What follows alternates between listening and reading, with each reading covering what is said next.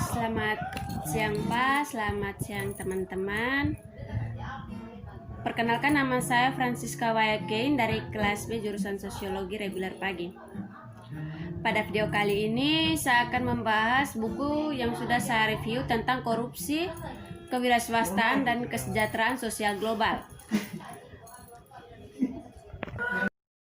Pada bab yang pertama, para pendukung globalisasi berpendapat bahwa globalisasi berkontribusi pada pertumbuhan ekonomi melalui perkembangan teknologi, kewirausahaan, aktivitas inovatif, meningkatkan efisiensi dan produktivitas.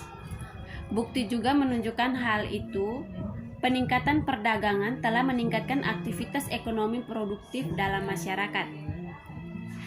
Geronikenko menemukan perdagangan untuk secara positif mempengaruhi inovasi teknologi di suatu negara berdasarkan data perusahaan dan industri dari 18 negara berkembang. Menariknya, mereka berhubungan positif lebih kuat di tingkat perusahaan daripada tingkat industri. Bustos mempelajari perusahaan di Argentina dan menunjukkan bahwa perusahaan memodernisasi teknologi ketika dihadapkan pada persaingan dan peluang yang dihadirkan oleh liberalisasi perdagangan.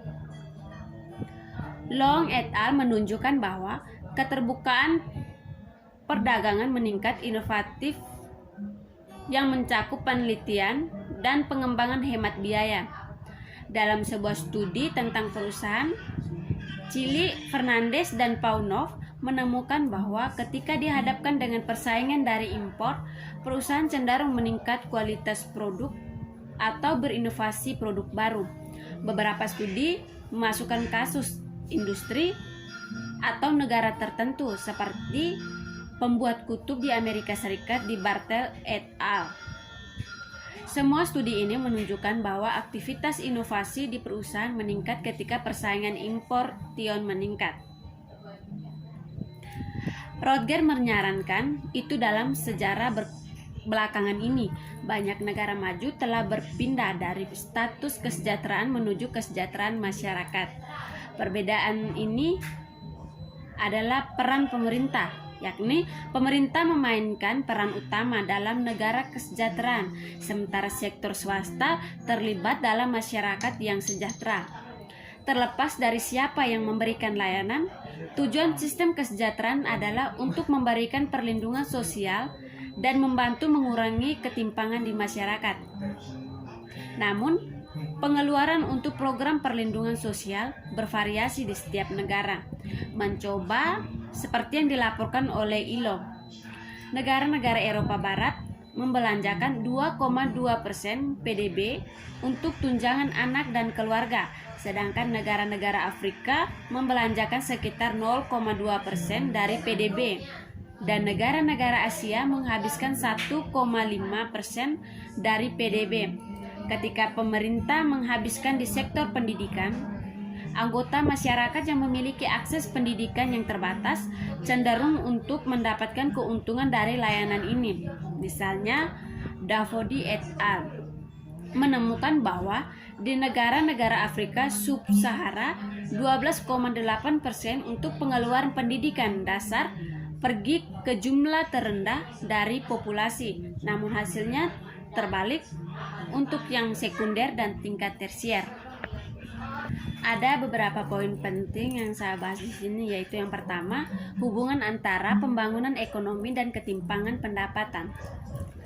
Masalah ketimpangan ekonomi telah menjadi argumen sentral baik di kalangan kritikus maupun pendukung globalisasi dan telah menjadi topik utama di lokal dan arena politik nasional di seluruh dunia.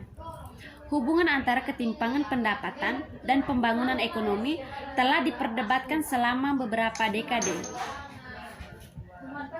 Kuznets menunjukkan bahwa hubungan berbentuk ada antara perkembangan ekonomi dan ketidaksetaraan pendapatan, menunjukkan bahwa pada tahap awal pembangunan, ketimpangan pendapatan bisa menjadi baik. Teori dan studi empiris menunjukkan bahwa ketidaksetaraan menghalangi pembangunan ekonomi. Meskipun perdebatan lanjutan tentang hubungan antara ketimpangan pendapatan dan ekonomi pengembangan, para peneliti juga telah memeriksa alasan yang mendasari ketidaksetaraan yang berkelanjutan dan telah menemukan bahwa lingkungan politik, kekayaan sumber daya, dan institusi semuanya berperan dalam menghasilkan ketimpangan pendapatan dalam masyarakat. Yang kedua, beberapa penyebab tambahan yang mendasari ketimpangan. Perdebatan antara hubungan antara ketimpangan pendapatan dan pembangunan adalah masih belum diselesaikan. Pada saat yang sama, para peneliti mencoba untuk menentukan caranya struktur sosial dan institusi politik lainnya dapat mempengaruhi ketimpangan pendapatan tingkat dalam masyarakat. Misalnya, lembaga politik demokratis lebih cenderung melakukannya mengurangi ketidaksetaraan daripada kondisi otoriter atau masyarakat oligarki. Seiring dengan perkembangan ekonomi, faktor makroekonomi lainnya seperti inflasi, kebijakan pendidikan, dan infrastruktur dapat membantu mengurangi ketimpangan masyarakat. Dalam beberapa tahun terakhir, para peneliti mempertajam fokus mereka pada peran keuangan sektor. Globalisasi telah menempatkan lebih besar pada pembangunan sektor keuangan, juga liberalisasi keuangan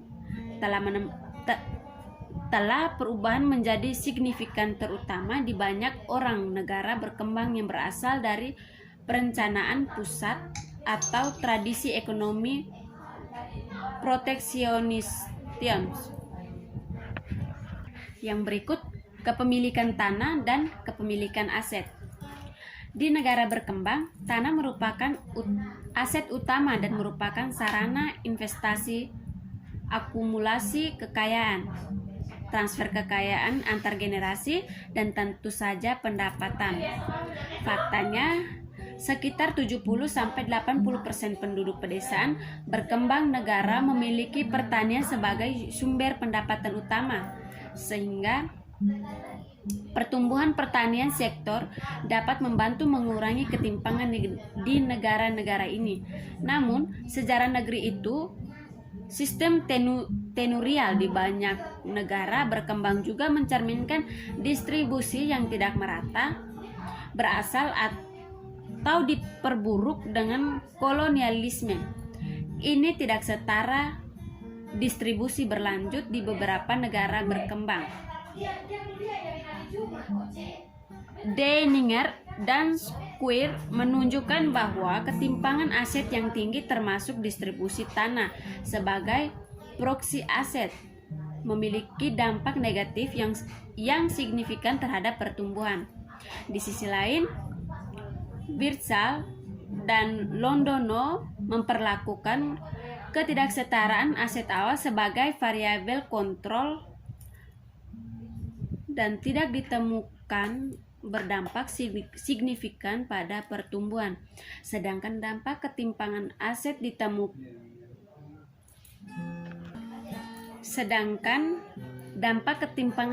terhadap ekosistem pertumbuhan nomik beragam.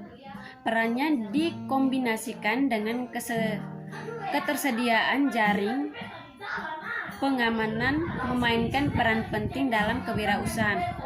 Yang berikut, kesenjangan upah berdasarkan gender. Selama beberapa dekade terakhir, organisasi internasional dan pemerintah berbeda negara telah mempromosikan dan menetapkan kebijakan untuk mendorong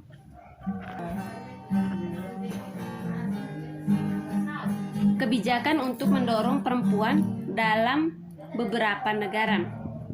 Di banyak negara berkembang, perempuan memiliki akses terbatas ke pasar tenaga kerja formal, terutama dibandingkan wanita di negara maju. Rata-rata di sekitar dunia, 54% wanita berpartisipasi dalam angkatan kerja formal, sementara 81% pria mengantisipasi di negara fokus agraria. Perempuan bekerja di perusahaan keluarga atau non-keluarga di perusahaan negara dengan upah yang lebih rendah. Yang berikut, Hubungan antara kewirausahaan dan negara kesejahteraan. Motivasi adalah kekuatan pendorong utama di balik keterlibatan dan aktivitas kewirausahaan. Motivasi dapat ditumbuh dari kebutuhan atau pengakuan atas suatu peluang. Terlepas dari motivasi, ketidaksetaraan pendapatan dapat menjadi faktor deterministik karena menentukan akses ke sumber daya yang diperlukan untuk kegiatan kewirausahaan, dan sumber kesejahteraan dapat mengurangi beberapa kendala yang ditimbulkan oleh ketimpangan pendapatan. Yang berikut, perlindungan dan tantangan sosial bagi pemerintah. Pemerintah dapat menyediakan barang pribadi seperti pendidikan dan layanan kesehatan, sifat buruk yang merupakan sumber daya penting bagi pengusaha pria dan wanita. Sebuah kombinasi layanan ini dapat meningkatkan aktivitas kewirausahaan, dapat membantu mengurangi ketimpangan pendapatan.